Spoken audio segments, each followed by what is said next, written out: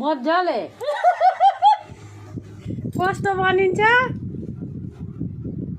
यता हेरेर भन्नु कस्तो बनिन्छ बढिया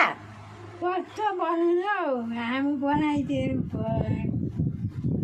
मलाई कति दिने माग्छ म सिक्छु कति दिनमा कस्तो बनाइ राम्रो त अनि त आमा बनाइदिए त्यस्तो बनाइदिनु पन्ध्र चारवटा यति हो त अनि के अरे ए तपाईँ बोलाइ बाबाले पापी बाबाले